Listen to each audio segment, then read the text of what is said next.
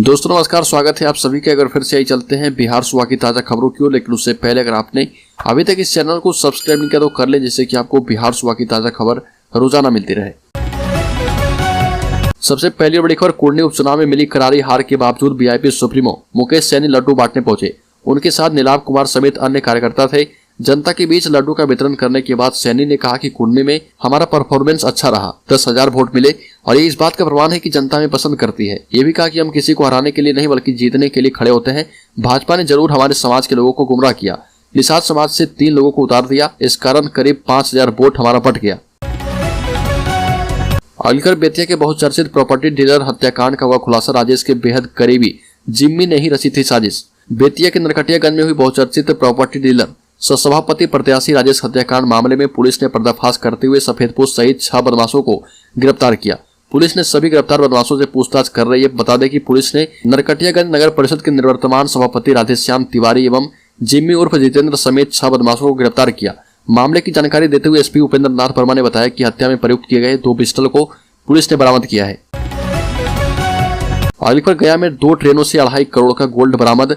राजधानी और बाग एक्सप्रेस से मिला 4.5 केजी सोना। गया रेलवे स्टेशन के प्लेटफॉर्म संख्या 1 पर डीआरआई पटना और आरपीएफ गया के द्वारा चलाए गए चेकिंग के दौरान 2 करोड़ से अधिक का सोना बरामद किया गया। सोना गाड़ी संख्या 12379 अप सियालदा अमृतसर जालियांवाला बाग एक्सप्रेस एवं सियालदा नई दिल्ली हावड़ा राजधानी एक्सप्रेस से बरामद किया गया। इस कार्रवाई में आरपीएफ ने कुल 3 व्यक्तियों को गिरफ्तार किया है, लेकिन उन तीनों के नाम का खुलासा आरपीएफ नहीं कर रही है। आरपीएफ का कहना है कि फिलहाल आगे की कार्रवाई की जा रही है। अलीगढ़ पटना में ईशान किशन के घर पर जश्न। ईशान किशन के पटना स्थित घर पर जश्न का माहौल है। बांग्लादेश से मैच के दौरान उनके शतक के बाद से ही माता पिता के फोन की घंटी बजने लगी थी, मैसेज आने लगे थे, लेकिन जैसे ईशान किशन का 1 दिवसीय मैचों का सबसे तेज दोहरा शतक हुआ, वैसे ही रिश्तेदार सहित लोग घर तक पहुंच गए, उनके माता पिता को बधाई देने लगे। बिहार के मुख्यमंत्री नीतीश कुमार ने भी पत्र जारी कर बधाई दी। मुख्यमंत्री ने कहा कि ईशान के इस प्रदर्शन पर बिहार समेत पूरा देश गर्व कर रहा, इससे बिहार के अन्य खिलाड़ियों को भी प्रेरणा मिलेगी।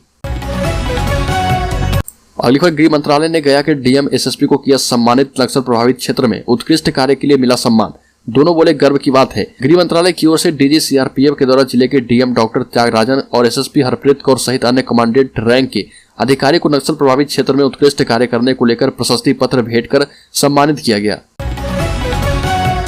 अलीगढ़ बिहार के पूर्व उद्योग मंत्री सैयद शाहनवाज हुसैन ने कहा कि कैसा भी गठबंधन बना ले, बिहार में तो कमल ही खिलेगा। बिहार के पूर्व उद्योग मंत्री सैयद शाहनवाज हुसैन ने कहा कि गुजरात एवं बिहार के 2 सीटों पर भाजपा की जीत से देश में यह संदेश किया है कि जो लोग आवाम को बहलाने की कोशिश करेंगे उन्हें उसी तरह का करारा जवाब मिलेगा। यह बात भाजपा कार्यालय में मीडिया से बात करते हुए शाहनवाज हुसैन ने कही और दावा किया कि विपक्षी पार्टी बिहार में 7 की जगह 15 पार्टियां भी गठबंधन कर ले, तब भी यहाँ पर अगले चुनाव में कमल ही खिलेगा। अलीगढ़ कुर्नी विधानसभा सीट पर उपचुनाव के नतीजे घोषित होने के बाद बिहार की सियासत में उबाल आ गया है। राजद के नेता से लेकर विपक्ष के लोग भी अब कुर्नी में जदयू प्रत्याशी की हार के लिए सीधे तौर पर मुख्यमंत्री नीतीश कुमार को जिम्मेदार ठहरा रहे। इसी कड़ी में राजनीतिक रणनीतिकार से लेकर राजनेता बने प्रशांत किशोर ने भी सीएम नीतीश कुमार की जमकर आलोचना की। प्रशांत किशोर ने कहा कि बिहार की जनता मुख्यमंत्री से तंग आ चुकी है।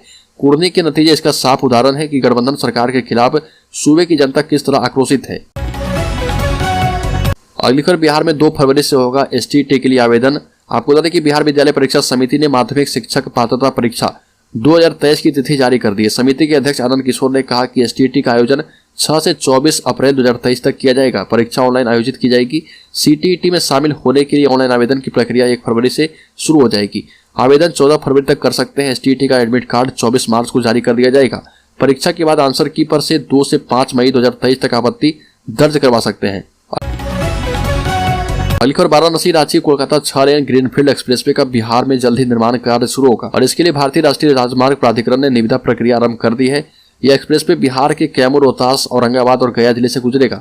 बिहार में एक्सप्रेसवे कॉरिडोर के 162 किलोमीटर हिस्से का निर्माण होना है। 22 किलोमीटर तक निर्माण उत्तर प्रदेश में होगा, जबकि 22 किलोमीटर से सड़क बिहार के कैमूर जिले में प्रवेश कर जाएगी। राज्य में रोहतास, औरंगाबाद और गया होते हुए सड़क 184 किलोमीटर से झारखंड में प्रवेश करेगी।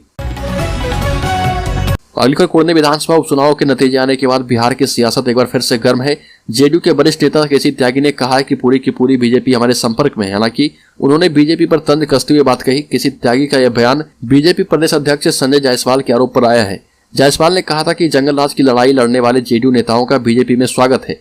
केसी त्यागी पटना स्थित जेडीयू दफ्तर में पार्टी की राष्ट्रीय परिषद की बैठक में शामिल होने पहुंचे थे। अगली खबर आरजेडी का बीजेपी पर बड़ा हमला, कहा कि भाजपा ज्यादा खुशफहमी ना पाले, अफसान अब शुरू हो चुका है। आपको बता दें कि हिमाचल प्रदेश में बीजेपी की बड़ी हार को लेकर राजद ने पार्टी पर बड़ा हमला बोला। राजद के प्रवक्ता चितरंजन गगन ने कहा कि गत दिनों हुए गुजरात और हिमाचल प्रदेश विधानसभा चुनाव के साथ ही विभिन्न राज्यों में हुए उपचुनाव के परिणाम से यह स्पष्ट हो चुका है कि भाजपा का अवसान अब शुरू हो चुका है। चुनाव परिणाम की विश्लेषण करने से यह साफ हो जाता है कि उनके खुशफहमी पालने के दिन अब लग चुके हैं। अगली खबर जेडीयू ने कहा कि भाजपा पिछड़े एवं अति पिछड़े वर्ग के आरक्षण को समाप्त करने के लिए षड्यंत्र कर रही है। स्थानीय जनता दल यूनाइटेड कार्यालय, किसान एवं सहकारिता प्रकोष्ठ मधुबनी के कर्पूरी सभागार में भाजपा की आरक्षण विरोधी नीति के खिलाफ बैठक कर विरोध जताया। प्रेस को संबोधित करते हुए अति पिछड़ा प्रकोष्ठ के जिलाध्यक्ष केदारनाथ भंडारी ने कहा कि भाजपा पिछड़ा एवं अति पिछड़ा आरक्षण को समाप्त करने का षड्यंत्र कर रही है। उच्च न्यायालय पटना के आदेश के बाद अति पिछड़ा वर्ग आयोग ने अध्ययन कर रिपोर्ट सौंपी है, जिससे पिछड़ा वर्ग आयोग ने भी समीक्षा कर इस पर अपना सुविचार वक्तव्य दिया। इसके बाद चुनाव की तिथि की घोषणा हुई है। पिछड़ा वर्ग आयोग के अध्यक्ष पटना उच्च न्यायालय के सेवानिवृत्त न्यायाधीश है। ये भी कहा कि भाजपा का चेहरा इस तथ्य से भी उजागर होता है कि मध्य प्रदेश में भी नगर निकाय चुनाव में पिछड़ा वर्ग को आरक्षण नहीं दिया गया। अगली खबर कुर्नी का उपचुनाव परिणाम भाजपा का मनोबल बढ़ाने वाला रहा। दूसरी ओर 7 दलों के गठबंधन और वीआईपी प्रमुख मुकेश सैनी तमाम जतन के बावजूद अपने मल्लाहों के मतों को एकजुट नहीं रख पाए। 18,000 से अधिक सैनी वोट 5 टुकड़े में बट गए। हालांकि चुनाव परिणाम पर गौर करने से यह तथ्य भी उभरकर सामने आता है कि कुर्नी में मुजफ्फरपुर से भाजपा के सांसद अजय निषाद अपने समाज को साधने में कुछ हद तक जरूर सफल रहे। वहीं दूसरी ओर राजद के बागी और मल्ला समुदाय के निर्दलीय प्रत्याशी शेखर सैनी, राष्ट्रीय जनसंभावना पार्टी के प्रत्याशी उपेंद्र सैनी और निर्दलीय संजय कुमार, तीनों ने 9,000 निषादों का वोट खराब कर दिया।